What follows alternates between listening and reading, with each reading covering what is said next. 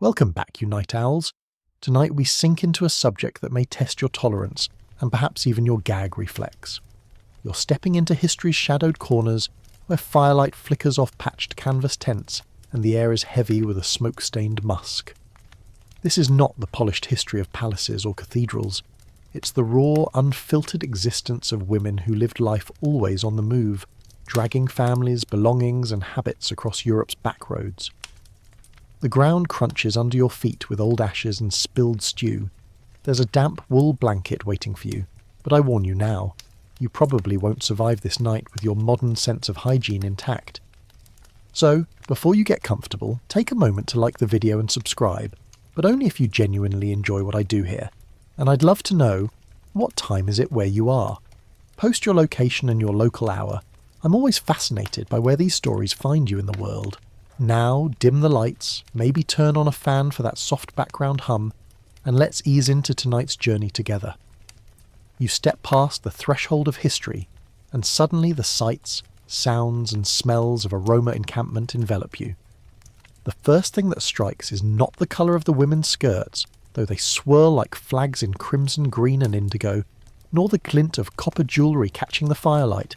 It's the smell. A mixture of wood smoke, unwashed wool, sour milk and human sweat curls into your nostrils. You wrinkle your nose instinctively, though you try to remind yourself that centuries ago, nobody thought deodorant was a basic right. Hygiene wasn't about staying fresh, it was about surviving. You watch as a group of women squat near the fire, tending pots. Their skirts brush the dirt, heavy from days, weeks, sometimes months, without laundering. One woman ladles soup, her hands cracked from work and darkened with soot, passing bowls from one person to the next. There's no washing between chopping raw meat and stirring the bubbling broth. A smear of grease streaks her cheek. You realise quickly, the modern obsession with clean hands didn't yet exist here. Germ theory lay far in the future. Still, your 21st century eyes can't help cataloguing the details. The mats where families sleep are layered with straw, flattened by countless bodies. Chickens wander freely, pecking crumbs off the same ground where infants crawl. A toddler plays with a dog, both caked in the same layer of dust. You wonder if the dog smells better than the toddler, but you decide that's not a bet worth taking. Historians will tell you that Roma women, like many other marginalised groups, lived in conditions that shocked outsiders. To the settled villagers who sometimes spied on their camps or endured their visits, the Roma seemed like bearers of filth, living in ways that reinforced every prejudice about dirt and disease. Yet you also realise this was survival on the margins, not willful squalor. Fires for warmth and cooking meant smoke permeated every fibre of clothing.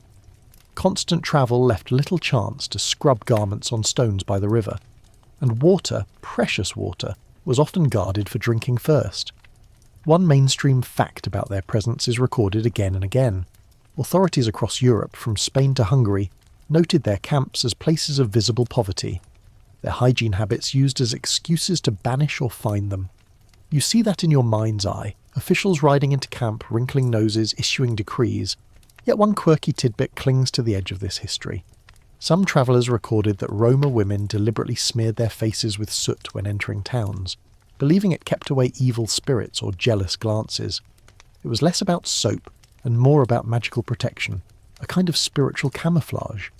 Imagine trying to explain to a customs officer that you're not dirty, you're mystical. The scholars are still split even now on just how much of what was written about Roma hygiene was fact, and how much was prejudice magnified into grotesque tales. Some argue that chroniclers exaggerated filth to justify harsh treatment.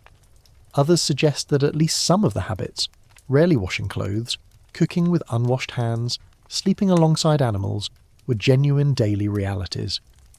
As you crouch by the smoky fire, you find yourself caught between those two views. The smell alone convinces you there's a kernel of truth in the old accounts, but the dramatised language of past writers makes you suspicious. Could it be that disgust was sharpened into propaganda? Historians still can't quite decide, and neither can you. The women laugh around the fire, their gold teeth flashing in the dim light. They don't look embarrassed, nor particularly concerned with your wrinkled nose. You remind yourself that your own ancestors, peasants in villages, were probably no cleaner. Baths in medieval Europe were rare luxuries, and the soap was often homemade from lye that cracked skin more than it soothed. Perhaps, if anything, the Roma simply made a more visible target because they were outsiders, their habits judged more harshly because they carried them into public. You move closer to the cooking fire. The soup smells hearty. Cabbage, a hint of meat, maybe some herbs. You almost want to try it, until you watch a girl wipe her runny nose with the back of her hand, then plunge the same hand into the pot to stir. Suddenly you recall the reality check. You probably won't survive this dinner without modern antibiotics. You chuckle softly to yourself, though no one else seems to find the situation humorous. A woman stands, adjusting the scarf on her head, and you notice her skirt hem dragging through mud mixed with goat droppings. It's woven with bright patterns, once vibrant, now dulled by layers of dirt. The children cling to her skirts, wiping their faces against the fabric. You realise the skirt is simultaneously clothing, towel and tissue. It's all-purpose, practical, but not exactly sterile. Your eyes drift upward to the tents themselves, patched with cloth and leather, smoke blackened from countless fires. Inside you see bedding, wool blankets, straw mats and animal hides, all layered together. The hides are stiff, some still carrying the musky scent of the animals they once belonged to. You know immediately, these are not washed often, if at all. The camp smells linger in them like an old story that refuses to be forgotten. You breathe shallowly, trying to adapt, but the longer you stay, the more your senses numb. It's like plunging into cold water, at first unbearable, then strangely tolerable as your body gives up protesting. You begin to accept the filth as part of the environment, just as the women do. Maybe, you think, you're glimpsing resilience hidden beneath what looks like neglect. The night stretches on. You hear fiddles start up, the music lively, almost mocking the filth around you. Feet stamp in dust, skirts swirl, sweat flies. There is laughter, there is dancing, and none of it seems weighed down by the lack of soap or clean linens. It's life, raw and unfiltered, and while you gag a little at the smell, you also feel a grudging admiration. These women thrive, not in spite of dirt, but through it. A thought lingers as you curl up near the fire, trying to shield your modern nose with your sleeve. Perhaps the worst hygiene habit of all wasn't theirs, but ours. The habit of judging survival through the lens of comfort. Yet still, you can't deny it. The first impression of this camp is foul, a baptism of smoke, sweat, and grease. Welcome to the beginning of a long, grim journey into Hygiene's forgotten corners. You wake to the sound of fabric rustling, heavy skirts dragging over the ground, and a chorus of coughs that ripple through the smoky morning air. The fire from last night has burned down to a bed of ash, sending up the occasional spark when someone stirs it with a stick. Your eyes sting from the smoke, but it's not just the fire that sets them watering, it's the clothes. Everywhere you look, women rise from straw mats wrapped in the same garments they wore yesterday, and the day before that, and the weeks before that. The fabric hangs stiff, its fibres clotted with sweat, grease and dust. You notice the layers first. Heavy skirts upon skirts, wool shawls draped across shoulders, headscarves wound tightly and rarely removed. They're beautiful in colour, indigo fading into rust red, striped patterns that once dazzled against sunlight. But beauty doesn't erase the smell. Each layer is a sponge of sweat absorbed during summer heat, of smoke inhaled through long winter nights, of spilled milk and cooking fat rubbed into sleeves. Washing these garments is rare, not because the women don't care, but because the logistics defy imagination. Rivers are far, soap is scarce, and water must first quench thirst before it rinses hems. A mainstream fact slips in here. Across much of medieval and early modern Europe, laundry was infrequent for everyone. Even peasants in settled villages might wash only a few times a year, often at communal events where garments were beaten on rocks by riversides. The Roma women you watch are no exception. Their skirts might go months without a real scrub, aired only by being hung near fires where smoke both dried and disinfected them, if you can call a layer of soot disinfectant. One odd little detail you overhear among their chatter makes you smile grimly. Some women actually preferred the weight of grime on their skirts, believing it added warmth in the cold months. Dirt, in their view, wasn't always an enemy. It was insulation, like wearing a crust of history. Imagine explaining that to a modern dry cleaner. Don't remove the stains, they keep me cosy. And yet, Here is where scholars still circle in debate. Were these descriptions of filthy, never-washed clothing simply the exaggerations of hostile outsiders, disgust sharpened by prejudice? Or was it genuinely common to see Roma women layered in months-old dirt? Some modern researchers argue that the clothing, though infrequently washed, was often shaken out, beaten with sticks, and smoked over fires, rudimentary methods that kept lice and odour somewhat in check. Others insist that the odour reported in countless documents couldn't have been fabricated. The truth, you realise, probably lies somewhere in between, occasional maintenance, but far from the standards your detergent-trained brain demands. As you follow the women through their morning tasks, you notice how the skirts themselves become tools. A child spills a bowl of milk, and the mother dabs it up with her hem, rubbing until the cloth soaks it in.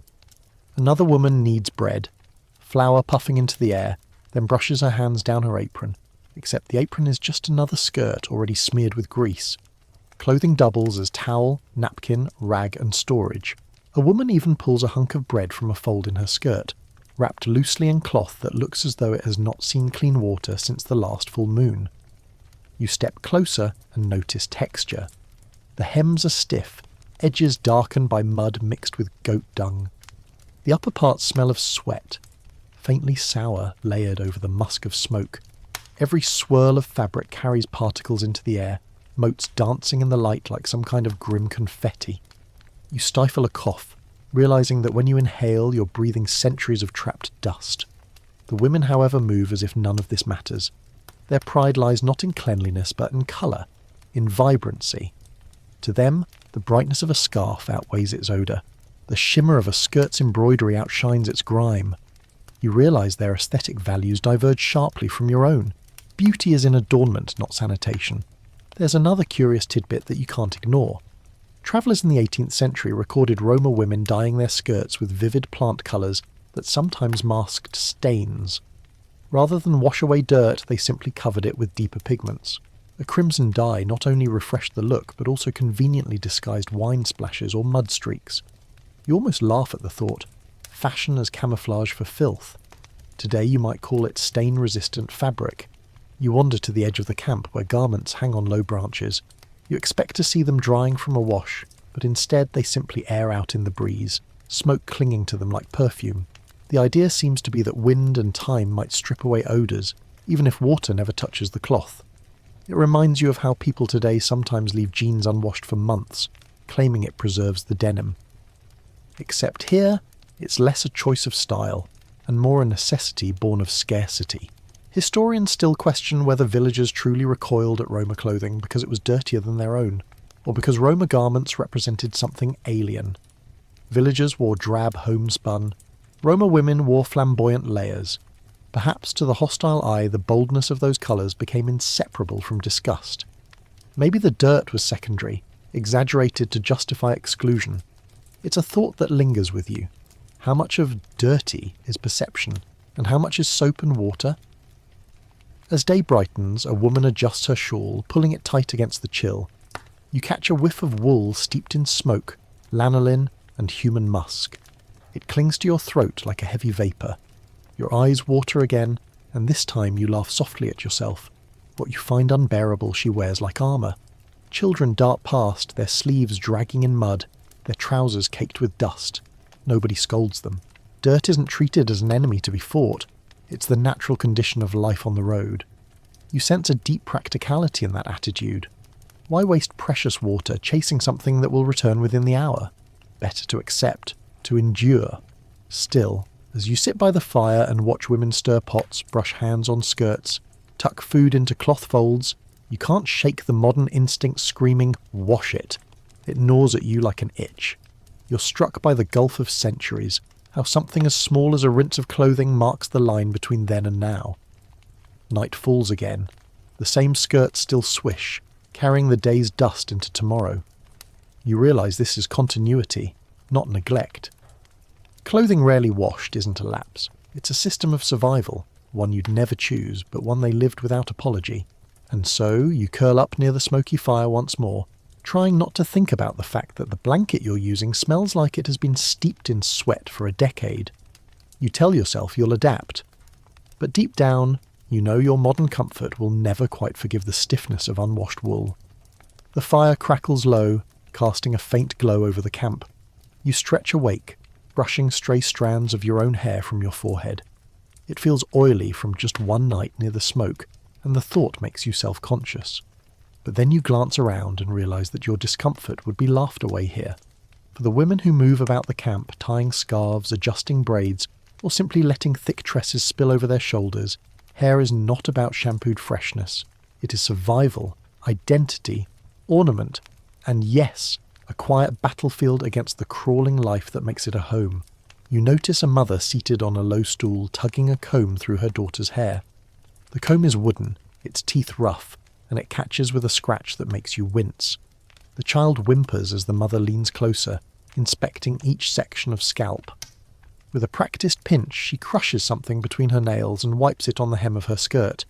You don't need to be told what she's doing. Lice, their ever-present companions, make themselves known with every scratch of a fingernail on skin, every little flinch of the head. In fact, historians consistently point out that lice were a universal plague, not unique to Roma women. Noble courts in France or England kept servants whose job was to pick through hair and linen for vermin. One mainstream historical fact stands out. The powdered wigs of the 17th and 18th centuries were not just about fashion. They also masked baldness caused by lice infestations, and sometimes even made the problem worse. In that sense, the Roma encampment you sit among is less an exception, and more a reminder that hair anywhere was vulnerable. But there's a peculiar anecdote you can't shake. Travellers once recorded seeing women take small pouches of garlic cloves and tie them into their braids, believing the sharp smell would repel insects. Imagine walking into town with braids jingling not with silver coins but with cloves. A quirky tidbit, certainly, but one rooted in desperate pragmatism. Whether garlic truly chased lice away is debatable, but at least it made others keep their distance. Perhaps that was half the goal. And indeed, scholars still argue whether lice were accepted as a mere nuisance, or genuinely feared as carriers of sickness. Some researchers suggest people barely noticed them after a while, brushing away crawlers as casually as we swat a fly. Others contend the itching and sores could weaken immune systems and open doors to infections, making lice more dangerous than we assume. You tilt your head at the sight of a woman scratching absently at her scarf-covered hair while laughing with her neighbours. Maybe both views are true, the nuisance normalised, the risk ignored until illness forced attention. The smell of hair oil lingers in the air, pungent and earthy. Women smear their locks with animal fat or herbal concoctions, partly to tame the frizz, partly to suffocate lice. It coats the strands with a heavy sheen, making the hair glisten unnaturally in the firelight. You watch as a girl shakes her braids loose, and the light catches oily streaks like black rivers. The sheen is mesmerising and nauseating all at once. As you observe, you realise how often hair becomes a social ritual. One woman parts another's hair, searching with care, not unlike grooming among primates. The intimacy strikes you, sharing of hands, scalp, and silence. It's more than hygiene, it's bonding. You feel oddly intrusive, as if witnessing something sacred in the picking and crushing of vermin. In this, perhaps, filth serves community rather than breaking it. You also notice how scarves play their role. Brightly coloured, knotted under chins or wrapped high around heads, they disguise unwashed or lice-ridden locks. From a distance, you might admire the flash of crimson or blue, never suspecting the itchy truth hidden beneath. Outsiders often commented on these scarves as symbols of exotic beauty, missing entirely that they were also practical shields, hiding the embarrassing signs of infestation. There's a rhythm to the scratching you hear across camp, subtle, constant like an orchestra of nails. At first it irritates you, but after hours it fades into background noise, part of the landscape. You almost forget it until someone suddenly yanks at their scalp with intensity, muttering under their breath. You imagine what it must be like to live with that itch day and night, and you shiver. A young boy trots past, hair tangled into mats, twigs caught like ornaments. He laughs, oblivious. His sister chases him, tugging his braid, sending loose flakes of scalp drifting like snow. The sight makes you rub your own head, convinced you can feel something crawling there. Your imagination runs faster than reality, though in this place the line between them blurs uncomfortably. At night the problem worsens. As families huddle under blankets, Lice migrate from head to head, finding fresh territory in the dark. You picture the insects creeping across straw mats, feasting quietly. It unsettles you, the thought of sleep as an open invitation to tiny invaders. You pull your own blanket tighter, though you know it offers no real defence. Strangely, some women treat the battle lightly. One sings while picking through her friend's hair, joking that she'll feed the fire with a feast as she flicks lice into the flames. Laughter follows, as though the act itself has become comedy. You find yourself laughing too, half in horror, half in admiration of resilience. It's the sort of humour born only of constant discomfort. As you sit back, you reflect on how much of identity is tangled in hair. To the Roma women, braids and scarves carry cultural meaning, signalling family ties, marital status and pride. The lice are tolerated, even woven into the fabric of daily life. You see it now. Disgust and dignity coexist here, and neither cancels the other. When you finally close your eyes, the image lingers of a woman running a comb through her oily braids, sparks from the fire glinting on her hair. The comb snags, her fingers pinch, and with a practiced flick she feeds the fire another tiny life. The flames snap, and you wonder if the crackle you hear is wood, or something smaller meeting its end. And still, you scratch at your own scalp, half convinced you're bringing a few invisible passengers with you into sleep. The morning begins with a pale sun creeping over the treetops, mist clinging to the ground like a second skin. You rise, groggy and thick-headed, your throat raw from breathing smoke all night. You long for a splash of cool water across your face, the sort of refreshing rinse you take for granted at home. But here, in the travelling camp, water isn't waiting in a faucet. It has to be found, fetched, carried and guarded like treasure. You soon realise what every Roma woman has known for centuries. Water is survival, not luxury. You watch as two women trudge back into camp, balancing wooden buckets on poles across their shoulders. Their skirts drag in the dew, soaking dark lines into the fabric. The buckets slosh gently with each step, every drop counted before it reaches camp. They set them down with care and instantly others gather around. This isn't water to be wasted on rinsing faces or scrubbing hands. It's for drinking, for cooking, maybe for boiling herbs. You edge closer, hoping to see at least one woman splash her face. Instead, she dips a ladle, drinks deeply, and passes it to the next. The bucket empties quickly, not a drop spilled onto the ground. A mainstream historical fact hovers in your thoughts. For much of pre-modern Europe, rivers and wells were both lifelines and hazards. Villages clustered around streams, yet those same waters often carried disease. Washing in them was common, but drinking could be deadly. In nomadic life, the dangers were doubled. Streams might be fouled by upstream villages or animals. Wells were not always accessible to outsiders, especially people distrusted by locals. For Roma women, water sources were contested, precious, and never guaranteed. It strikes you how much their habits reflect this scarcity. A woman kneels to rinse a small cloth in the bucket, but instead of a full wash, she wrings it just enough to dampen, then wipes the child's face quickly. One rag serves for many, passed along until it's more mud than cloth. You cringe, but you also see the logic. When every ladle of water means one less sip for thirst, cleanliness loses the argument. A curious tidbit filters into your imagination, something recorded by a bewildered observer centuries ago. Some Roma women believed that too much washing made the body weaker, more vulnerable to chills or spirits. The reasoning was partly practical. Wet skin in cold weather can indeed make one ill, but it grew into a cultural idea. A thin sheen of dirt in their minds wasn't filth at all. It was protection, like a natural shield against sickness. You almost laugh, thinking of how your own ancestors probably clung to similar folk wisdom. "Don't wash too much," a grandmother might say, "or the devil will slip through your pores." And yet, historians still argue whether Roma reluctance to use water was exaggerated by enemies who painted them as willfully dirty. Some records describe women bathing in rivers during summer, washing not just clothes, but skin.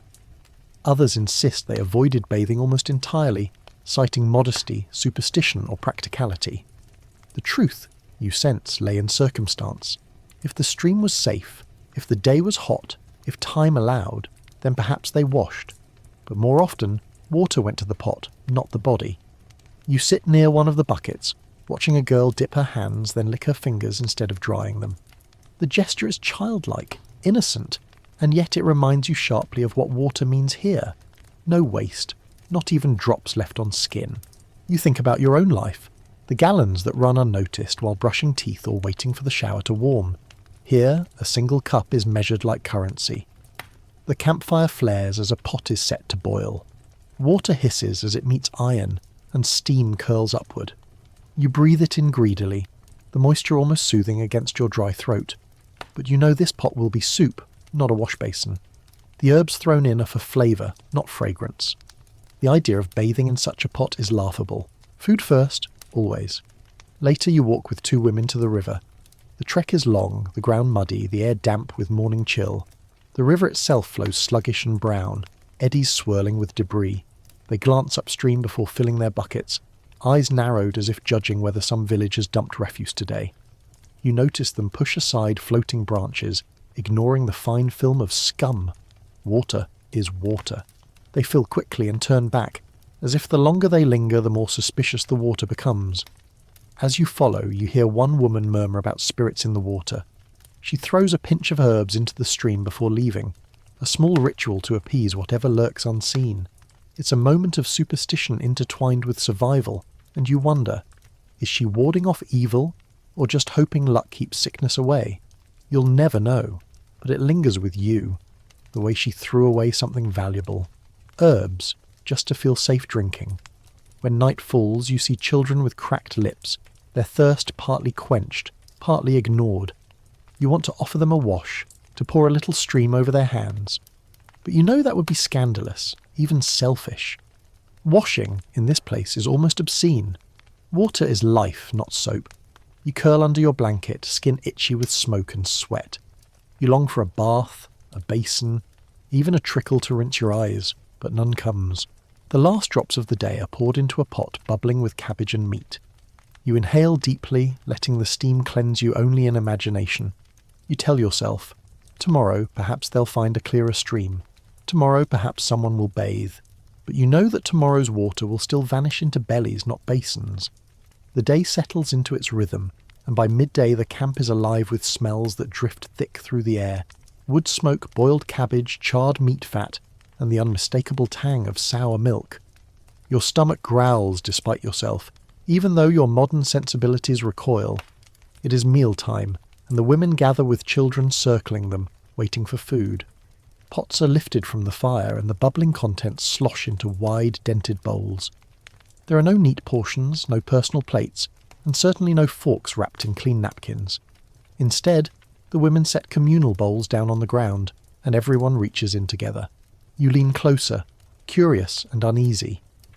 The first hand that plunges into the pot is smeared with soot, nails darkened by ash. A child follows, his fingers sticky with snot from a hastily wiped nose. Another woman dips in, her fingers coated with dough from kneading bread just minutes earlier. The broth drips back into the bowl, bits of flour and grit swirling with the cabbage leaves. You almost gag at the sight, but nobody else blinks. To them, this is ordinary. A mainstream historical fact slides into your mind as you watch. Communal eating was not unique to Roma camps. Across medieval Europe, peasants often shared trenchers of stew or bread bowls, each dipping into the same pot.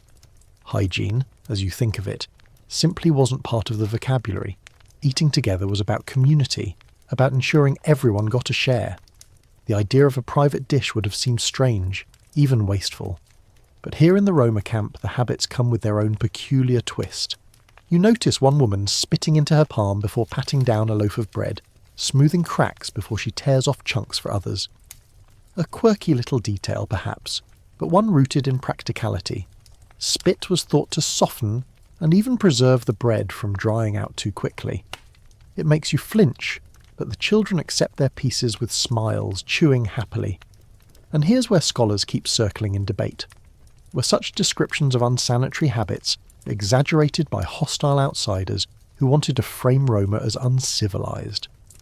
Or did the travellers record with shocking accuracy what they actually saw?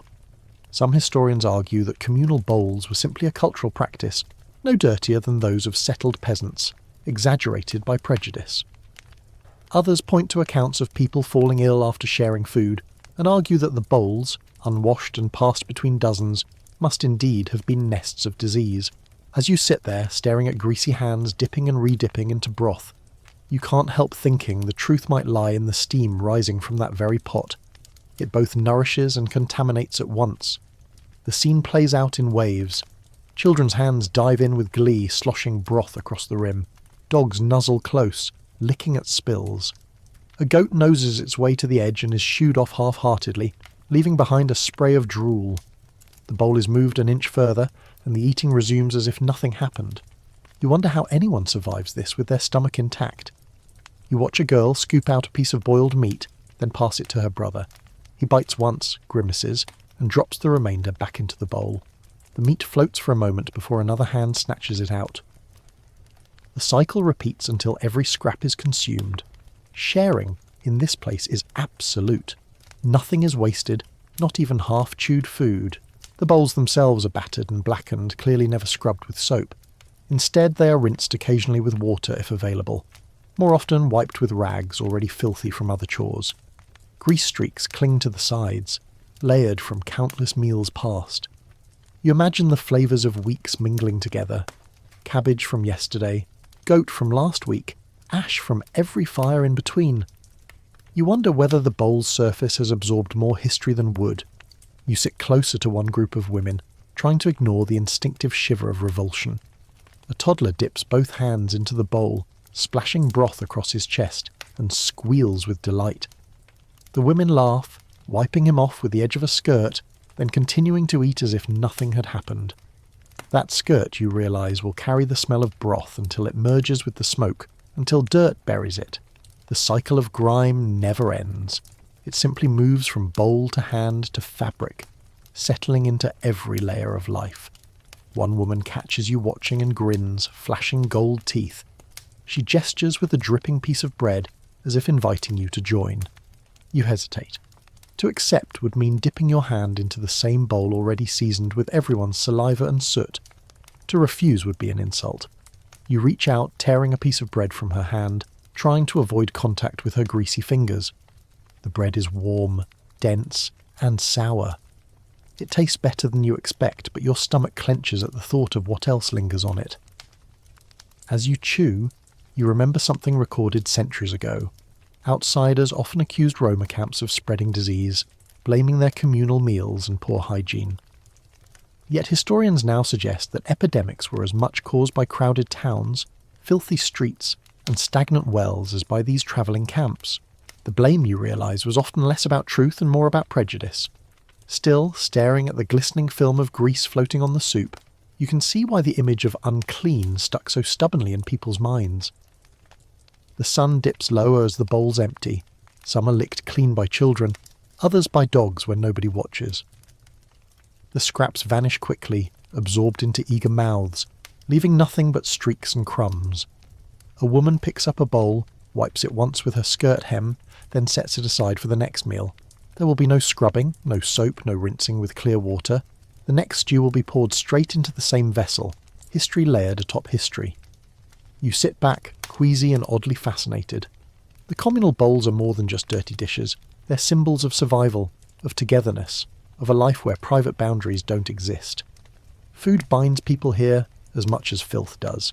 You can't decide whether you're witnessing resilience or recklessness, but you know one thing.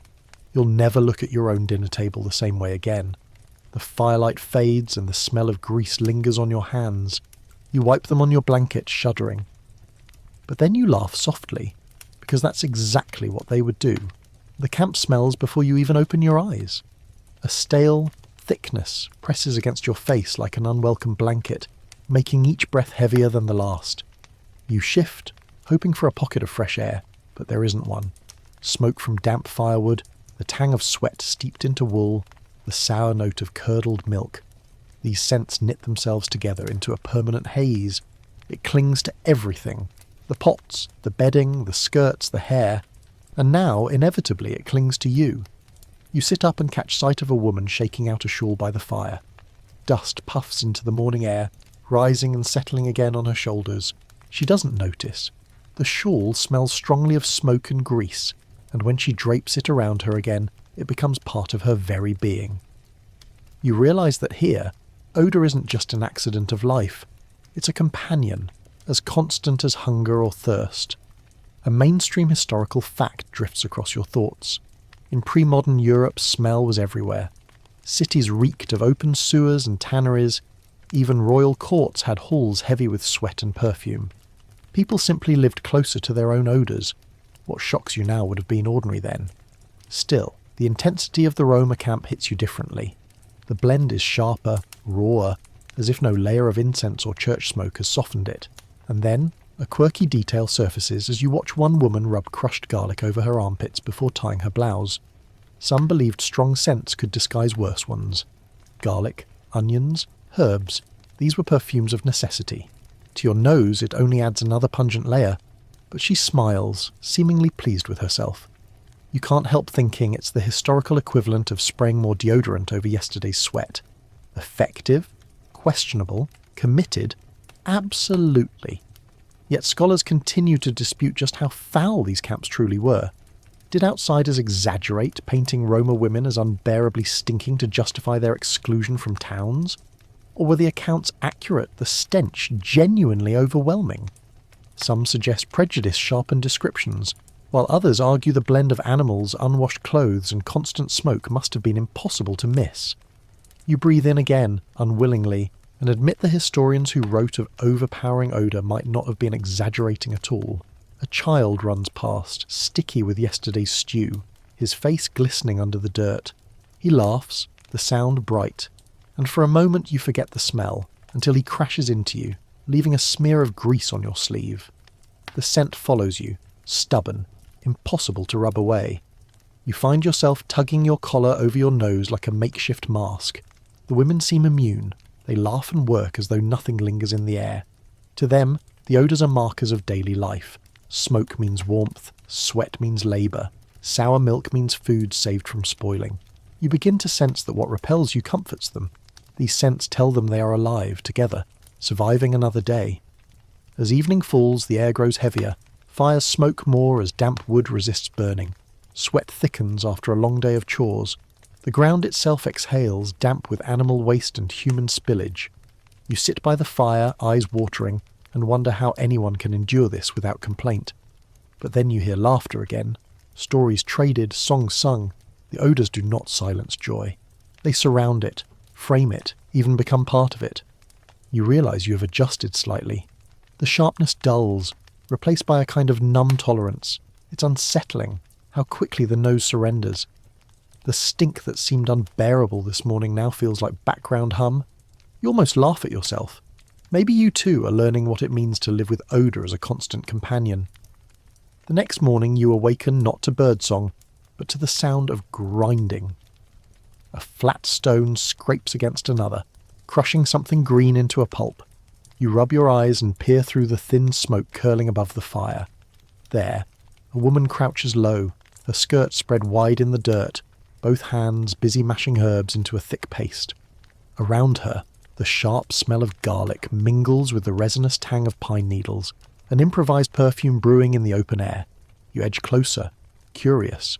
She scoops the paste with her fingers and rubs it along her arms, down her chest, even into the roots of her hair. The odour is potent, enough to make your eyes sting, but she sighs in relief, as though she's covering herself in roses. And then she laughs, pressing the leftovers into the hands of a younger woman, who smears it across her armpits and ankles. To you, it seems like a dare. To them, it's daily ritual. Here's a solid historical fact that steadies your imagination. Across Europe, before soap became common, masking smell was often more practical than removing it. Wealthy nobles drenched themselves in perfumes. Peasants used herbs, smoke, or animal fats. Roma women, living always on the road, improvised from whatever grew nearby. Sage rubbed into scalp, mint chewed for breath, smoke from juniper branches waved over clothes. They all served as stand-ins for a bath. In an age without deodorant or shampoo, masking was the next best thing. And then you notice something peculiar. A child sits nearby, giggling as her mother blows smoke from a handful of dried leaves beneath her skirt, letting it billow up around her legs. The odd practice, you recall reading, was once believed to drive away both insects and evil spirits. A quirky tidbit indeed. Fumigation, not for linens in a chamber, but for one's own body, standing above the smouldering herbs as though roasting yourself into cleanliness. You imagine explaining that in a modern spa menu. Today's treatment, juniper smoke fumigation, guaranteed to mask barnyard odours and protect against curses. Yet even here, historians remain divided. Were these masking practices common among Roma women, or were they exotic inventions of outsiders who wanted to portray them as strange? Some argue the accounts reflect genuine observation. Roma camps often reeked of garlic and smoke, evidence of constant herbal rubs. Others suspect exaggeration, that chroniclers mistook ritual use of herbs for everyday hygiene. The debate lingers, like the smell itself, unresolved and inescapable. Still, you can't help noticing how strong these scents are. The camp now carries not only the musk of animals and sweat, but layers of herbal sharpness that sting your nostrils. You hear women joke about keeping the devil out with garlic tucked into braids, or carrying sprigs of rosemary hidden in bodices. Some customs overlap with folk beliefs found across Europe, where herbs were charms as much as cleansers. It makes you wonder if outsiders judge them for practices not so different from their own.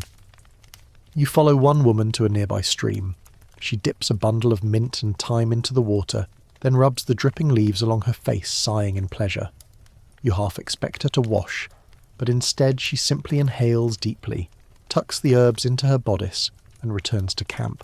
For her, the goal isn't removal of dirt, it's layering scent on scent until something tolerable emerges. The day grows warmer, and sweat mingles with garlic on every body you pass. The result is pungent, overwhelming, and oddly human. You find yourself torn between revulsion and respect. This isn't laziness, it's resourcefulness. With no soap, no luxury of baths, they turned the forest into their pharmacy. As the sun sets, the camp glows faintly under the shimmer of smoke and perfume made of leaves. A woman sits brushing her hair, weaving sprigs of lavender into the braids. Another scatters dried fennel seeds into the fire, filling the night with licorice-scented smoke. The odour is fierce, thick, yet strangely comforting now. It tells you these women fought back against filth not with water and soap, but with nature's arsenal, believing every herb carried not only fragrance but protection. You close your eyes, breathing in that sharp, smoky sweetness. It isn't pleasant by your standards, but it's alive, raw, stubbornly human. And for a fleeting moment you understand why they clung to it. To smell of herbs, even garlic, was to assert control over a world that always reeked of dirt. The river is louder than the camp this morning, a restless ribbon of brown water slapping against its muddy banks. You walk alongside a small group of women carrying bundles of clothing balanced on their heads. The bundles sag with weight, stiff wool and coarse linen that have not seen water in weeks, maybe months. As they lower the loads to the ground, the odour hits you first, stale sweat, smoke, grease, and something sourer still. It makes you step back instinctively, but the women laugh and shake out the garments as if proud of their filth. They kneel at the water's edge, skirts soaking dark with mud, and plunge the clothes into the stream. The sound of fabric slapping against rock echoes through the trees. Smack, smack, smack. Over and over, as though they are punishing the cloth for its sins. Water sprays up with each blow, droplets glittering in the sunlight before falling back into the current. You think of washing machines humming quietly behind closed doors, and the contrast almost makes you dizzy. Here, cleanliness is violence against fabric, a brutal attempt to force filth out with stone and stream. One woman grips a shirt, stained so dark it's hard to know what colour it once was. She dunks it, twists it until the water runs brown, then beats it again and again until your arms ache in sympathy. Another woman, older, kneels beside her and simply lets her shawl soak for a while, as if the river might work miracles on its own. The garments float heavy, reluctant, as though dirt has become part of their fibres. A historical fact settles into your thoughts. Across Europe, laundry was often communal, an arduous task done by riversides or wells. Women everywhere beat cloth against stones, scrubbed with sand or ash, and prayed for stains to lift. Soap, when available, was harsh and scarce, often made from animal fat and lye, capable of burning skin. Roma women, always on the move, had even fewer resources. They relied on beating, rinsing, and the occasional smoke treatment to freshen clothing. Soap was luxury, not expectation. Then comes a curious little detail that makes you grin despite yourself. Some accounts describe women using urine as a cleansing agent. It's ammonia strong enough to lift grease. In towns, fullers' shops collected pots of urine for bleaching cloth. Imagine then, Roma women squatting by a river, wringing out garments pre-soaked in yesterday's chamber pot. It's a tidbit that unsettles you, yet it also makes a twisted kind of sense. When resources are scarce, even waste becomes tool. And scholars? They still argue about how often Roma women truly wash their clothes. Some sources describe them as perpetually filthy, never bothering with rivers unless forced. Others note regular laundry days, even a kind of rhythm to their washing. Once garments stiffened with grime, they had no choice. Perhaps both are true. Maybe they washed only when dirt became unbearable, or when they neared towns and needed to appear slightly less offensive to outsiders. The debate lingers, with no clear answer, like a stain that never quite comes out. As you watch, children run barefoot at the river's edge, splashing water onto clothes spread on rocks. A goat nudges one pile, nibbling at a damp hem until shooed away. The women laugh, not bothered. They scrub, beat, rinse, and then spread garments on bushes to dry. The wind carries a sharp smell of wet wool, pungent and sour. You wrinkle your nose, but also marvel. Even here, even now, there is an odd satisfaction in seeing dirt swirl away downstream. One woman notices your hesitation and holds up a skirt, dripping and slightly less foul than before. She smiles as if to say, "See? It works," and in a way she's right. The water runs clearer now. The skirt is still stained, still frayed, but the weight of filth has lessened.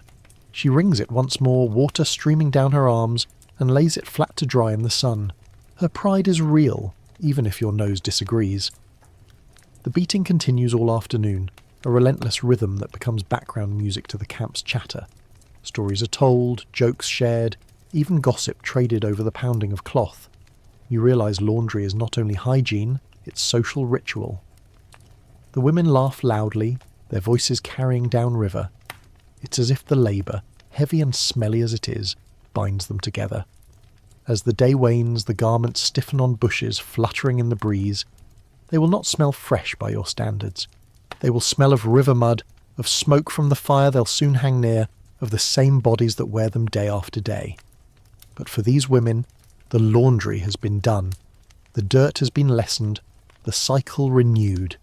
You lie back on the grass, listening to the slap of fabric fade with the sunset, and you realise cleanliness here is not perfection.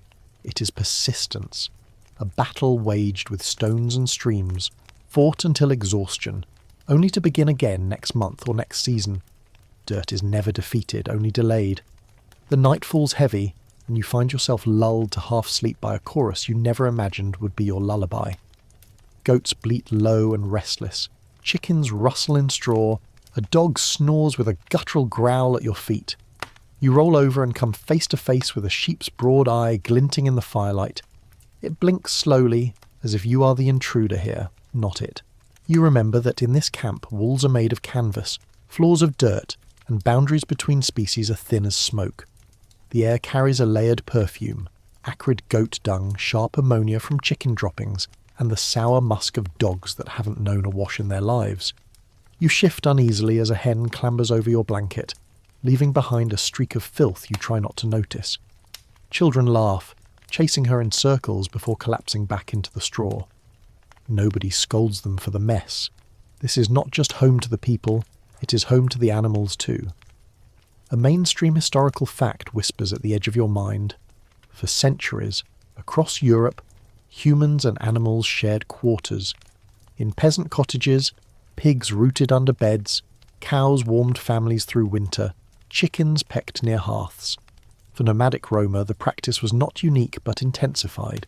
Animals were livelihood, meat, milk, trade, and in the absence of barns or stables they lived side by side with their keepers.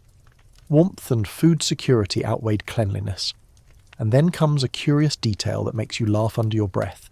Some travellers noted Roma women using chicken feathers not only for bedding but for quick wipes after nursing babies. A quirky tidbit, absurd in your eyes, but in their world, a feather was soft, handy, and always nearby. Waste not, want not, even if it means sharing hygiene with hens. Yet scholars still debate how far exaggeration stretched these descriptions. Did observers amplify disgust to justify branding Roma camps as unclean? Or were conditions genuinely this intimate, animals pressed close in canvas shelters? Archaeological traces show camps littered with animal bones and droppings, but evidence is harder to read than written bias. The argument lingers unresolved, and as you sit here, the goat's breath hot against your arm, you lean toward believing the smell speaks for itself. The daily rhythm revolves around these animals. At dawn, women milk goats, while toddlers cling to their skirts. The dogs bark at strangers and lick children's faces in the same hour. Chickens wander through pots left cooling by the fire, pecking at scraps, sometimes hopping directly into bowls. No one seems horrified. In fact, the children chase after them, laughing before scooping food from the same dish. You bite back your own grimace. As the day grows hotter, the odour thickens. Manure dries and crumbles underfoot, ground into dust that rises with every step. That dust coats the hems of skirts, the hands that knead dough, the blankets families huddle beneath at night. You think of how much of that dust you must already have inhaled, how much of it clings inside your lungs. You cough, half from thought, half from smoke, and the nearest child giggles, offering you a straw to chew on. He doesn't notice the filth. He's never known anything else. At mealtime, goats cluster near the fire, bleating until women toss scraps their way. The animals jostle against children, noses pressed to the same bowls. You watch a girl bite into bread while pushing a goat's muzzle aside with her free hand, never breaking stride in her chewing. Sharing, here, is not optional. It is the air they breathe, the floor they sleep on, the food they eat. Night closes in, and the mingled bodies crowd together again. You curl beneath your blanket, stiff straw poking your back, and hear the rhythmic chewing of animals settling down. A chicken perches above your head, wings shifting as it tucks itself into sleep. The smell, oppressive at first, becomes oddly steady. Barnyard musk blending into background. You wonder if this is how numbness sets in, survival overriding disgust. And then a dog sneezes explosively, showering your arm with moisture. The children roar with laughter. You sigh, realizing there's no escaping the closeness of this life. Animals aren't guests here. They are family. And in their family, filth is as inevitable as breath. You close your eyes and let the noises wash over you. Bleats, clucks, snores, coughs. This is the soundtrack of survival, raw and unfiltered. It unsettles you, but also grounds you. You're not in a world of separation, of sanitized boundaries. You're in a world where dirt and life walk hand in hand, hoof in hand, claw in hand. Morning light filters through the patchwork tents, a watery gold that makes every surface glisten with dew and grime. You stretch, yawning, and catch a glimpse of a woman laughing at a joke told across the fire. Her lips peel back in mirth, and for the first time you notice her teeth. Yellowed, jagged, some missing, some stained so deeply they almost look like wood. The sight startles you. You forget sometimes that hygiene is more than dirt on skin or clothes. It's also hidden in mouths, where every smile reveals the neglect of centuries. You lean closer, unable to stop staring. Another woman chews slowly on a piece of bread, breaking it down with molars that are uneven, chipped. When she spits a husk into the fire, you glimpse gums swollen and darkened. Yet nobody seems self-conscious. Teeth, here, are tools, not ornaments. They tear meat, grind grains, and sometimes ache until they loosen and fall away. You're the only one who thinks of mint toothpaste and floss when someone laughs. A mainstream historical fact anchors your thoughts. Across medieval and early modern Europe, dental hygiene was almost non-existent. Few brushed their teeth. Some rinsed with wine or vinegar, others chewed herbs to freshen breath. Dental decay was common at every level of society. Only the very wealthy with access to imported sugar faced the worst rot early on. For Roma women, already on the margins, tooth care was not a priority. Food and fire came first. Mouths looked after themselves. Then comes a curious little detail that unsettles you. Travellers once noted that some Roma women chewed on twigs from fruit trees, softening the ends into brushes. The twigs scraped plaque, freshened breath with sap, and left mouths tinged faintly sweet. A quirky tidbit, perhaps, but it shows a kind of ingenuity. No ivory brushes, no peppermint pastes, just a branch snapped off and chewed until it became tool. You glance at a young girl gnawing on a stick by the fire, and wonder if that's what she's doing, cleaning teeth without realising she's performing ancient dentistry. And here again, scholars argue, were the accounts of foul breath and rotten smiles merely prejudiced caricatures, exaggerations meant to brand the Roma as filthy, or was the decay as real as the reports suggest? Some historians point out that poor villagers had equally bad teeth, their breath described in letters as unbearable in crowded rooms. Others insist that outsiders singled out Roma mouths as symbols of wider uncleanliness. You can't decide. The laughter around you is genuine, but each grin is a reminder of pain hiding behind it. The fire crackles as a woman bites into a hunk of meat, tearing it with effort. She pauses, winces, presses her jaw. Then she keeps chewing, determined. There are no dentists here, no clove oil for relief, no tooth pullers on call. Pain is part of life. You hear an older woman tell a child, "You'll get used to it," when the girl complains of a sore tooth. The child frowns, then shrugs, already learning endurance. At night, you smell it most. The mingling of unbrushed mouths, sour and sweet, heavy in the still air. It mixes with smoke, with sweat, with animals, until it becomes a blanket of odour you can't escape. You cover your nose with your sleeve, ashamed of your weakness. They don't flinch, so why do you? And yet, there is resilience here. You watch a group of women sharing roasted roots, breaking them with teeth that look fragile but still manage the task. They laugh, gossip, sing, their voices rich despite the decay. Teeth may crumble, gums may bleed, but the spirit endures. You marvel at that balance. Mouths that could repel with their smell yet still shape songs that enchant the night. By the firelight you see a girl chewing her twig, humming softly. She spits into the dirt, wipes her mouth with the back of her hand and smiles. Her teeth are crooked, but in her grin is something beyond hygiene. Defiance, survival, a small flame of pride. And for a moment, you almost forget the stench. The camp grows quiet, one fire dying down after another, until only the low crackle of embers and the occasional cough ripple through the air. You look around, waiting for privacy to descend with the darkness.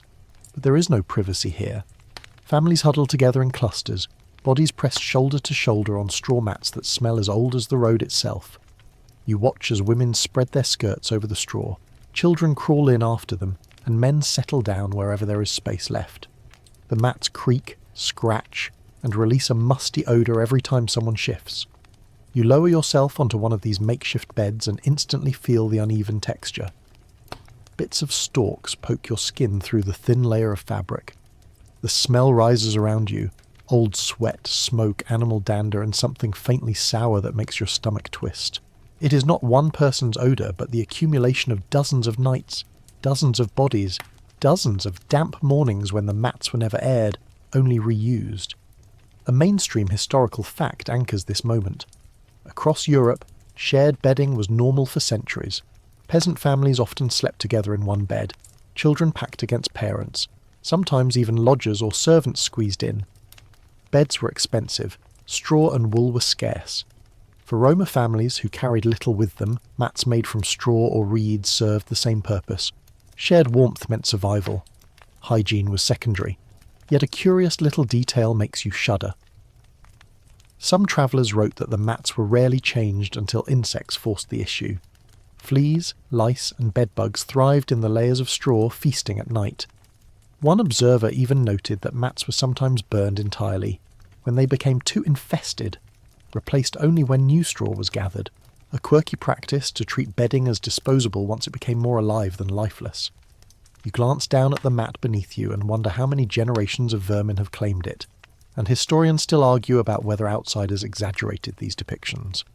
Was the Roma camp truly worse than the village hovels where families also shared straw with animals?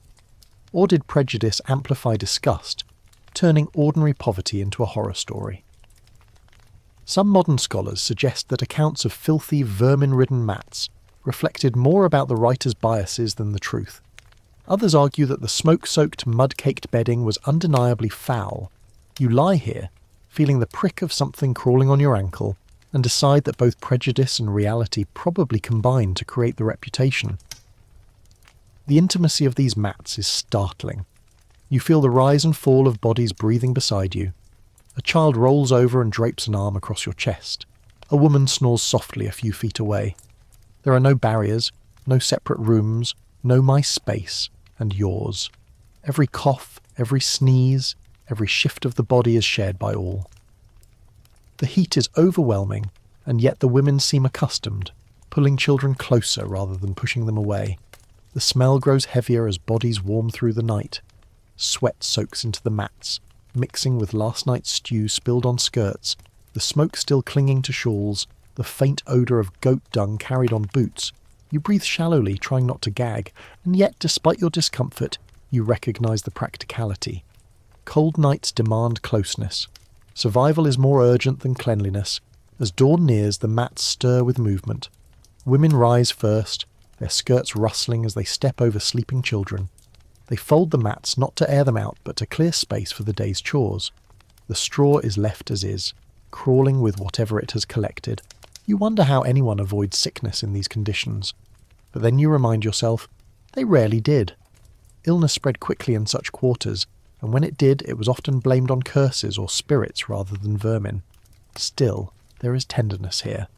You see a mother stroke her child's hair as he dozes, both sharing the same filthy mat, both safe in its scratchy embrace. For them, the mat is not foul, it is home. The smell is not an offence but a comfort, familiar and constant. You lie back once more, staring at the dimming stars through a hole in the tent, and realise you're wrapped in a paradox. These mats are revolting and yet essential, disgusting and yet sacred. They cradle families in filth, but also in love. You close your eyes, surrendering to the warmth of bodies pressed too close, and understand that here, survival is communal, even if it crawls with lice. The camp is restless tonight. Fires burn higher, their smoke curling into the cold air, while voices rise and fall in anxious rhythms. You notice a cluster of women gathered just beyond the main circle, their skirts fanned out like a protective wall. Inside that circle, a woman labours, her hands gripping the earth itself as though she could squeeze strength from the soil. There are no walls around her, no stone chambers or quiet rooms, just the open ground beneath a sky scattered with stars. You edge closer, realising you are witnessing childbirth in its rawest form, a ritual of life played out with little concern for cleanliness. The woman sweats, her face pale beneath the flickering firelight. Another woman kneels beside her, wiping her brow with a piece of cloth already dark with soot. You see the helpers exchange glances, each one experienced, each one calm. No one rushes to boil water or sterilise tools. Instead, they hum low songs meant to soothe, meant to distract, meant to call on whatever spirits guard the fragile line between life and death. A mainstream historical fact anchors itself in your thoughts. Across much of Europe, childbirth was rarely private or sanitised. Women laboured at home, surrounded by neighbours and kin, often in spaces filled with animals, dirt and smoke. Clean linen was a luxury, sterility a word not yet imagined. For Roma women, life on the road magnified this reality. Wagons, fields, riverbanks. These were birthing rooms shaped by necessity rather than design. And then you witness a curious little detail that lingers with you. One helper chews garlic, then breathes over the mother's face. You recall having read somewhere that garlic breath was believed to ward off evil spirits hovering nearby, jealous of new life. A quirky tidbit, odd to your modern mind, but rooted in folk belief. The sharp scent fills the air, mixing with sweat and smoke, as if the very odour could form a shield against misfortune. Yet scholars still argue how accurate these outsider accounts are. Did Roma women always give birth so publicly, so unsanitarily, or did observers exaggerate to paint them as reckless? Some evidence suggests they valued modesty, drawing cloth screens or turning wagons into temporary shelters. Others argue the descriptions of open-field births are true, born from constant travel and lack of resources. You sit there, caught between narratives, watching the dirt darken beneath the woman's knees and wonder how much of what you see is necessity and how much is tradition. The cries intensify. The women around her tighten their circle, their hands firm on her shoulders, their voices steady. Children nearby are shooed away, though a few peek from behind skirts, wide-eyed. Dogs bark, sensing the tension, then quiet as if chastened. The air grows heavy, full of sweat and fear. You feel it pressing against your chest, reminding you that this is not just birth.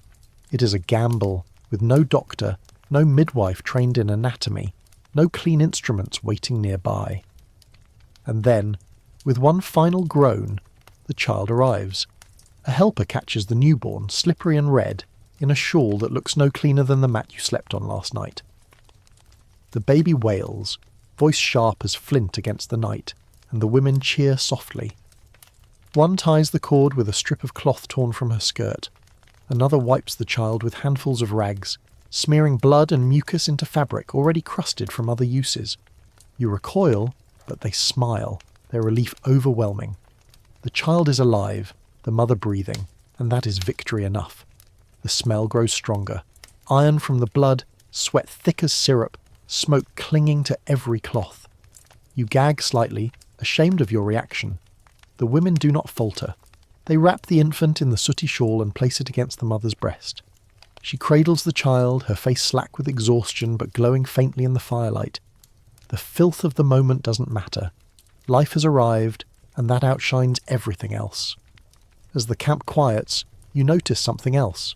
The same straw mats, the same dirty skirts, the same animals nearby, all now part of the infant's world. There is no cleansing, no ritual bath, no sterile swaddling. The baby inhales the same smoke you do, its skin pressed to fabric steeped in sweat and dust. You wonder how many survive such beginnings. History tells you many did not. Infant mortality was high everywhere, but here, in the open air with no clean hands, the odds seem crueler still. And yet, there is resilience. The women sing softly, lullabies that carry across the camp. Their voices drown out the dogs, the coughs, even the whispers of fear. The baby's cries soften, replaced by small whimpers. Life, fragile and filthy, has been claimed. You lie back, staring at the stars, the sounds of the newborn settling into sleep mixing with the night chorus. The smell of blood still hangs heavy, but beneath it you catch something else. The faint sweetness of hope, intangible but undeniable. You realize that in this world birth is not about purity, it is about endurance. And here, in the open spaces of earth and sky, that endurance has found its proof again. By now you've stopped hoping for a clean dawn. The sun rises pale, veiled by a haze that seems less like fog and more like dust suspended in the air. It drifts from the horses, from the wheels of wagons, from every foot that has trampled the path ahead. You cough once, twice, and realize you've swallowed half the road already. Dust is not just beneath your boots. It has found its way into your throat, your hair, your very pores. The Roma women stir around you, their skirts already powdered with a fine layer of grit from yesterday's journey. They shake themselves awake, but the dust doesn't shake free. It clings stubbornly to fabric, to skin, to eyebrows and lashes, embedding itself as if the road refuses to let them go. You catch sight of one woman pulling a comb through her hair, only for the teeth to emerge clogged with mud-coloured flakes. She shrugs, wipes the comb on her skirt and keeps going. A mainstream historical fact presses forward in your memory. Travel before paved roads meant constant exposure to dirt. Peasants walking to market returned with garments heavy from dust. Soldiers on campaign wrote about their skin turning grey. For nomadic Roma, who lived perpetually in motion, there was no reprieve. Dust became a permanent costume worn without choice, stitched into every seam of daily life. Then, as you glance at the women shaking out blankets, you recall a peculiar tidbit. Some observers claimed Roma women deliberately rubbed dust into their faces before entering towns, believing it disguised them from evil eyes or concealed their beauty from jealous spirits. A strange thought, that filth could serve as armour, but you see it play out before you. One woman smears her cheeks with the back of her hand, leaving streaks that almost look like paint. She grins, satisfied, and moves on. Still, historians remain divided on how much of this dust was accepted and how much was resented. Did women grow indifferent to the grime, or did they dream of rivers where they might scrub themselves clean if only they had time? Some researchers argue their resilience was born of necessity. When every day's march brought new dirt, it was foolish to fight it. Others insist that women took pride in resisting filth when possible, finding rare streams to wash in secrecy. You listen to their laughter now, earthy and unbothered, and wonder if truth lay in shifting moods, sometimes surrendering, sometimes resisting, but always carrying the road in their skin. The day wears on, and the camp prepares to move. Wagons creak, horses snort, and skirts whip up fresh clouds of grit. Children cough, wipe their faces on sleeves already darkened with yesterday's dust, then chase after the caravan with renewed energy. You notice how quickly the grime erases distinctions. The bright colours of scarves fade into the same muted palette of brown. Only jewellery still shines, defiant against the coating of the road. When the caravan halts again at dusk, women spread blankets on the ground, each one heavy with dust. They shake them, but the air only thickens, more particles swirling down into lungs and onto food bowls. Bread torn apart carries a faint crunch, as if grit has baked into its crust. You bite down, and your teeth grind faintly against sand. You gag, but the others chew calmly, used to it. To them, the taste of dust is the taste of travel, and travel is life. Later, as the fire crackles, you scratch your scalp and feel grains lodged there. No amount of combing would remove them all. Your skin itches, your eyes sting, and you wonder how long before this grime becomes part of you. Around you, women hum lullabies, unbothered by the constant coating. Children fall asleep with grey smudges across their cheeks, their lips dry and cracked but still curled into smiles. And then, something shifts inside you. You realise the dust, though suffocating, is also a bond. It marks everyone equally, coating rich colours and poor, young and old. It is the proof of shared roads, shared hardships, shared survival. The filth disgusts you, yes, but it also humbles you. As you close your eyes, you feel the dust still settling, whispering into your lungs, embedding itself in your hair, your blanket, your dreams. You exhale, and it tastes of earth. You inhale, and it tastes of journey. You realise there is no escaping it. Not tonight, not tomorrow, not ever, so long as the road stretches on. The day begins with work, as it always does.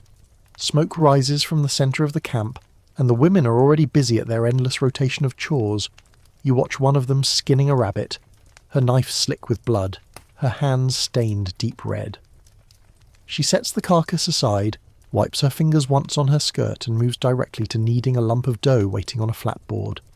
The shift is seamless, meat to bread, blood to flour, task to task, with no pause for rinsing, no thought of washing.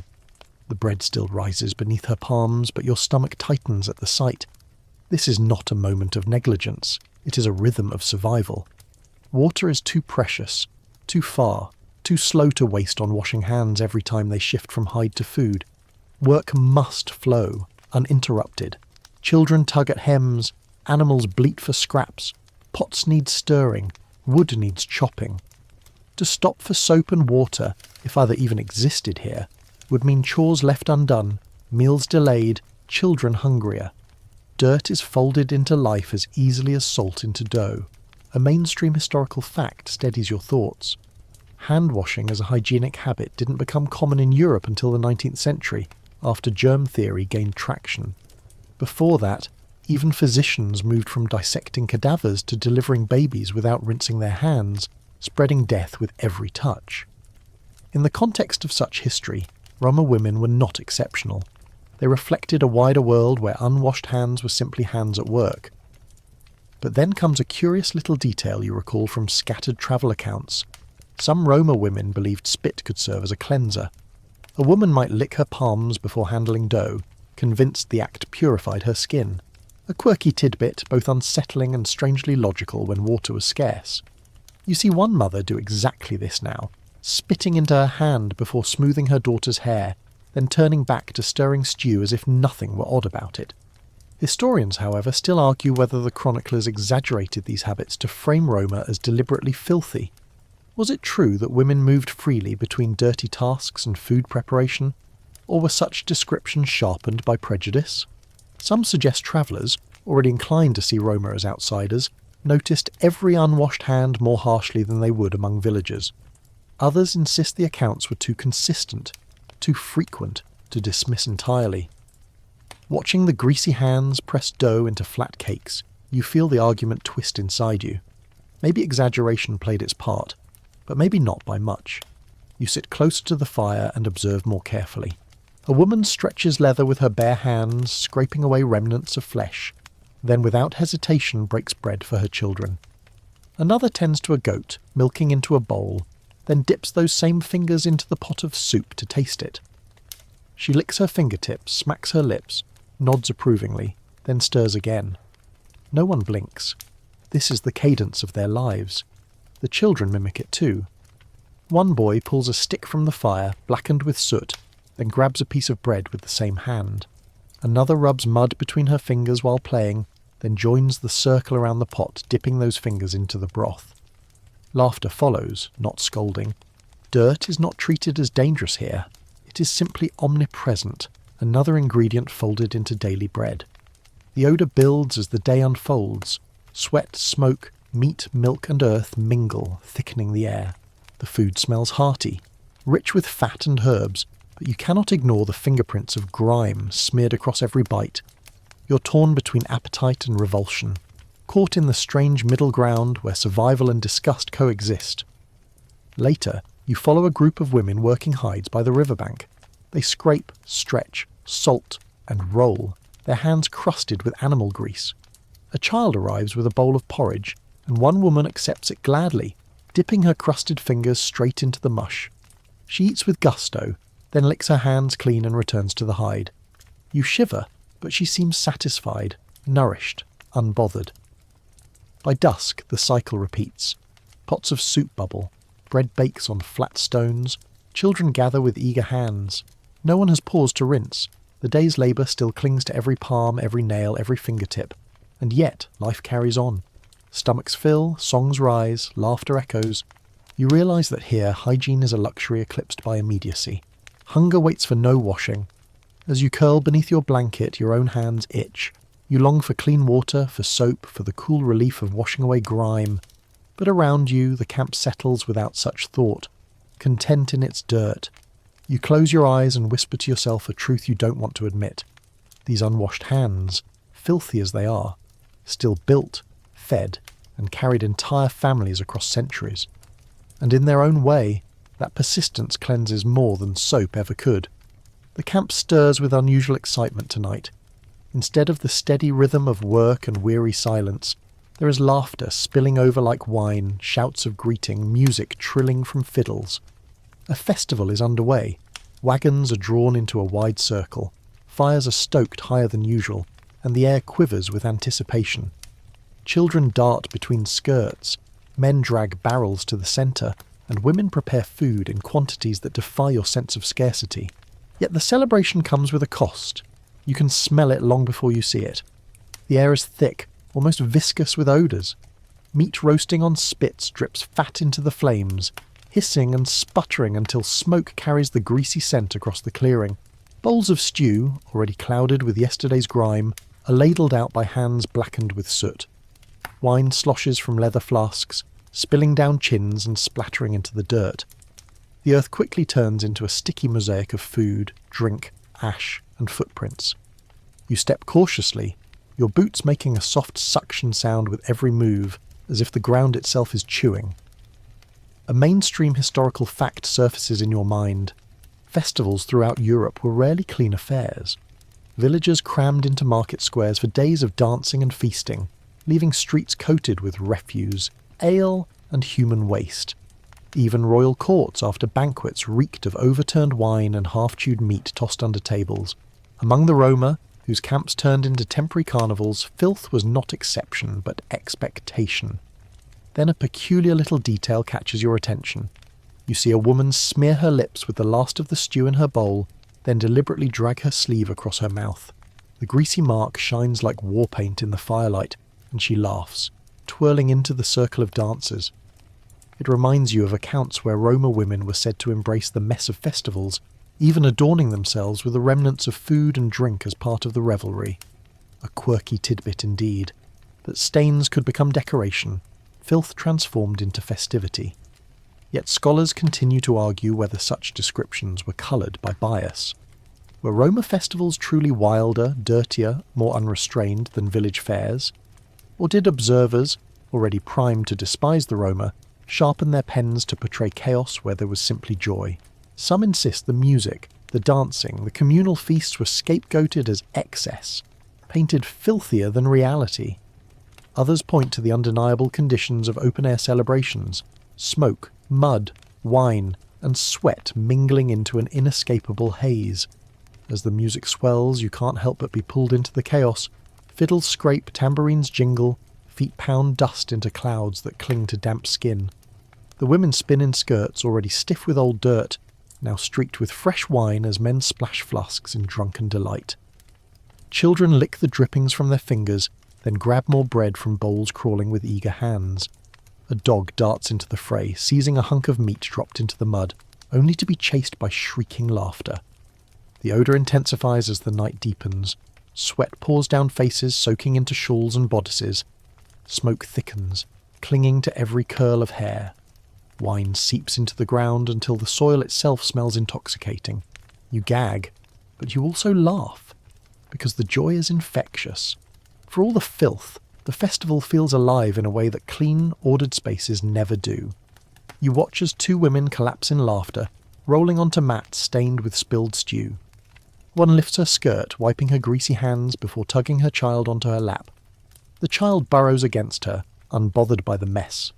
You realise cleanliness has no place in this kind of celebration. It is abandoned at the first sip of wine, the first song. By midnight, the camp is a landscape of debris. Bones gnawed clean litter the ground, mixed with broken bowls and toppled flasks. A man snores in a puddle of wine. A woman sings softly while cradling her child, both of them smelling of smoke and sweat. The festival has turned the camp into what looks, to your eyes, like ruin. But to theirs, it is triumph. They have eaten well, sung loudly and danced fiercely. Tomorrow will return to hardship, tonight belongs to abandon. You lie back. Your own clothes coated in the dust, kicked up by dancers, your hair steeped in smoke. The stink makes your eyes water, but your ears are still ringing with fiddles and laughter. For once you understand. Filth is not the enemy here. It is the cost of joy, and joy is worth it. The camp is quieter tonight, but not with peace. There's a heaviness, a dampness in the air that makes every cough sound sharper, every sniffle louder. A child sits slumped against his mother's skirts, his cheeks flushed, his lips cracked from fever. You watch the mother dab his forehead with a rag dipped in lukewarm water. She whispers words under her breath, words you don't recognise, words meant more for spirits than for sickness. Around you, people glance nervously at the boy but make no move to distance themselves. Illness here is not something explained by germs or contagion. It's something else, something woven into belief. The fire pops, casting sparks that seem to dance like tiny omens. You notice a woman toss a pinch of herbs into the flames, muttering. The smoke rises bitter, pungent, and she waves it toward the sick child. To her, the smoke carries power, the ability to chase away unseen forces clinging to his body. You want to shout about boiling water, about soap, about washing hands before touching him. But none of those words exist here. The fight against illness is fought with ritual, not with hygiene. A mainstream historical fact steadies your reflection. Long before germ theory, sickness across Europe was often attributed to supernatural causes. Villagers blamed curses, foul air, or divine punishment. Even kings relied on charms or pilgrimages as cures. For Roma women, already steeped in a tradition of folk belief, illness became a battlefield where herbs, chants, and symbols carried more weight than washing or cleanliness. Then you see something that makes your skin prickle. A woman spits into her palm, presses it firmly to the child's chest and draws a circle with her thumb. She nods, satisfied, as if she has sealed away the fever. It reminds you of a curious tidbit recorded centuries ago. Spit was thought to contain protective power, driving away spirits of disease. A quirky practice, yes, but in a world where medicine was scarce, saliva was as close to antiseptic as they imagined. Yet historians still argue whether Roma reliance on charms was exaggerated by hostile witnesses, painted as superstition to depict them as ignorant. Some scholars note that many of their remedies, herbal teas, smudge smoke, garlic, did carry mild medicinal value. Others insist the emphasis on spirits over sanitation helped fuel outsider disgust. You watch the feverish child, his chest rising too fast, and wonder whether either side mattered much when survival hung on luck as much as ritual. Around you, the camp takes precautions not by cleaning but by chanting. Women gather to sing, their voices rising in eerie unison, as if harmony itself could drive sickness away. They sprinkle ash in a circle around the mat, burn more herbs, tie red cloths around their wrists. No one talks of moving the child away from others, of isolating the sick. Instead, they draw him deeper into the centre, as though the collective body of the camp could fight off the unseen invader. The smell grows oppressive. Sweat pours off the boy, soaking his mother's skirt. The rags used to wipe him are hung by the fire, stiff with dried fluids. When one is needed again, it's simply dampened and reused. You gag at the thought, but no one else flinches. For them, the cycle of use is endless. Cloth, fire, cloth again. Cleanliness is never the aim. Ritual is. By midnight, the boy moans softly, his eyes half-lidded. The women continue to chant, their shadows flickering on the tent walls. You lie awake. The smell of fever thick in your nose, and think of soap left unused, of rivers bypassed, of hands that never rinse before touching him. Yet you also think of the comfort those chants must bring, the warmth of belief when medicine is absent. When dawn comes, the boy breathes easier. Was it the herbs, the chants, the fever breaking naturally, or sheer chance? You don't know. The camp credits the spirits, the rituals, the women who sang through the night. They nod at each other with quiet pride, as if they've beaten back an enemy. You remain unconvinced but strangely moved.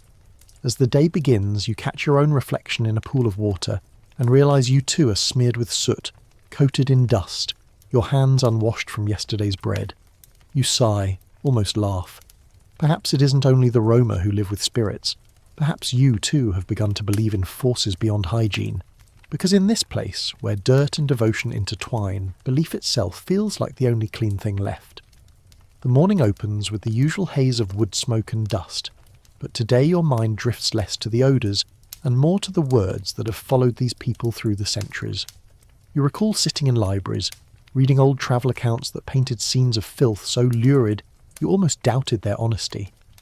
Now, after nights in the camp, breathing the smoke, coughing through the dust, watching unwashed hands knead bread, you know there is truth in those pages. And yet, you also sense exaggeration, sharpened quills dipping into ink thickened with disdain. As you walk through the camp, women are already at work. One sharpens a knife on a whetstone, another pulls knots from a child's tangled hair, another pours last night's stew into a dented pot. The air is thick with odour, yes, but not unbearable. You think of chroniclers who described Roma camps as pits of pestilence, reek beyond measure, filth incarnate. Such words read now like theatre, designed to appall readers, to mark Roma as irredeemable outsiders. Were they lying? Not entirely, but were they performing? Undeniably. A mainstream historical fact steadies you. Many European states issued edicts against Roma not just for vagrancy or theft, but for supposed uncleanliness. Records from the 16th and 17th centuries cite their camps as health hazards, excuses for expulsion. Hygiene became a political weapon, wielded as justification for persecution. To accuse someone of filth was to deny them humanity. And then you recall a curious little detail tucked into one of those accounts. A chronicler described a Roma woman who washed her face in a river, then deliberately smeared mud across her cheeks afterward. He took it as proof of barbarity. Yet you wonder, was it superstition, modesty, or simply play? A quirky tidbit, open to interpretation, but used as evidence of savagery. You see how a single moment, perhaps even misinterpreted, could echo for centuries as proof of unclean nature. Scholars today still argue this point. Were Roma women truly less hygienic than the peasants surrounding them? Or were their habits magnified because they were visible, flamboyant, and mobile? Some argue village life was equally filthy. Lice, unwashed hands, animals indoors. Others claim Roma camps, with their smoke-soaked tents and constant travel, carried distinct smells outsiders never forgot. The debate winds on in academic circles, unresolved, sometimes heated. As you sit by the fire, you imagine those debates in contrast to the real scene before you. A woman dips bread into broth, hands black with soot. It is undeniably unsanitary. But does it justify the word uncivilized? Another adjusts her headscarf, pulling it tight against her oily scalp, a gesture of dignity despite the lice you know crawl beneath. Is she truly the grotesque caricature drawn by travellers, or simply a woman surviving as best she can? The tension between disgust and admiration sharpens as the day passes. Children run through dust, laughing, their faces smeared with stew. Dogs steal scraps, return to bowls with shrugs. Skirts stiff with grime still dazzle with their colours in the sun. Everything is filthy, yet everything vibrates with life. You think of historians poring over documents, arguing footnotes, missing perhaps the essential contradiction. Filth and vitality, both true at once. By evening, the camp quiets. Smoke curls lazily upward, the smell of cabbage soup settling into your clothes. You write in your mind the line you know scholars will always circle. Were they truly that filthy, or were they painted so? And you realise the answer is both. The grime is real, the exaggeration is real. The truth lies tangled, like hair uncombed for months, full of dust, but also full of stubborn shine. You lie back on your straw mat, coughing once, then laughing softly at the absurdity of it all. If the chroniclers exaggerated, it was because disgust is easy to write. If they told the truth, it is because dirt is unavoidable on the margins. Either way, the Roma women remain trapped in the ink of history, forever described by noses wrinkled in revulsion. And here you are, nose wrinkled, yet oddly sympathetic. The fires burn low tonight, and the camp seems softer, quieter, though the smells remain. Smoke, sweat, the faint tang of animal dung baked into the ground. You sit at the edge, staring out into the dark, and reflect on the journey you've taken. Days of unwashed skirts, hair alive with lice, meals shared from greasy bowls, children born in fields, animals pressed against sleeping mats. You've breathed it all, gagged at times, endured at others, and yet beneath the filth you have seen endurance, resilience, even pride. What lingers most is not the dirt itself, but the way it shaped perception. A mainstream historical fact comes to mind. For centuries, Roma people across Europe were marked as unclean. Town records list fines levied not only for trespass or theft, but for polluting wells, for leaving behind foul-smelling camps, for carrying pestilence. Hygiene became one of the easiest weapons to wield against them, justifying banishments and punishments. The stereotype hardened until dirty gypsy became shorthand for everything despised. It stuck, repeated in laws, sermons and stories. And then you remember a curious little detail you once read in an obscure traveller's diary. He swore that a Roma woman carried ashes in her pockets to sprinkle in her hair before entering town, believing the dust would shield her from envy. A quirky practice, perhaps misread, but forever cited as evidence of strangeness and filth. You realise how such fragments, half superstition, half survival, fueled centuries of caricature. Yet scholars still debate how much of this legacy was reality and how much invention. Was filth exaggerated to justify persecution? Were Roma habits truly worse than those of villagers who lived with animals in their cottages, who rarely bathed, who shared unwashed bowls themselves? The arguments continue in books and classrooms, some insisting the stereotypes rest on prejudice, others claiming they sprouted from genuine encounters with pungent camps. You sit in the smoke, aware of both truths pressing in at once. The legacy, though, is undeniable. Even today, stereotypes of Roma women as unclean persist, whispered in markets, embedded in folklore, painted across literature. Dirt became metaphor, a way to mark people as outsiders, undeserving of trust, forever suspect. Yet when you look around the camp now, you don't see metaphors. You see women cradling children, tending fires, adjusting shawls. Their lives are lived in colour and hardship, in grease and laughter. The smells cling, yes, but so do the songs. A fiddle rises in the night, its tune plaintive and proud. Children hum along, their faces smudged but glowing. Women laugh, flashing teeth crooked and stained, yet smiling with a warmth that needs no polish. You realise the legacy is twofold: filth remembered by outsiders, vitality remembered by those within. Both truths endure, tangled like hair unwashed but braided with care. You lie back on your mat, the straw scratching, the odour thick around you, and you think of how history clings like dirt, difficult to wash away, embedded in fabric, remembered long after the river has carried the dust downstream. The Roma women's hygiene may have been mocked, scorned, exaggerated, but their survival cannot be dismissed. They endured, and with them so too did the stories, fair or not. The night closes in, the smell of smoke curls one last time into your nose. You cough, then smile. The filth is real, the prejudice is real, but so too is the humanity you've seen in every shared bowl, every filthy mat, every greasy hand passing bread. The lingering legacy is not simply disgust, it is also defiance. The fires fade, and with them the sharpest edges of smell and sound. The camp drifts into silence, broken only by the low sigh of animals settling, the occasional cough, the whisper of wind through canvas. You feel the tension in your shoulders soften, as if the night itself has decided to cradle you gently. The images of filth linger, dirty skirts, unwashed hair, bowls passed from hand to hand, but they begin to blur at the edges, dissolving into something softer, slower, almost dreamlike. You let your breathing deepen. Each inhale carries smoke, but it is no longer harsh. It is mellow, like wood burned low and steady. Each exhale carries your unease away, leaving only a calm awareness. The laughter you heard earlier now drifts through your memory like a lullaby, faint but warm.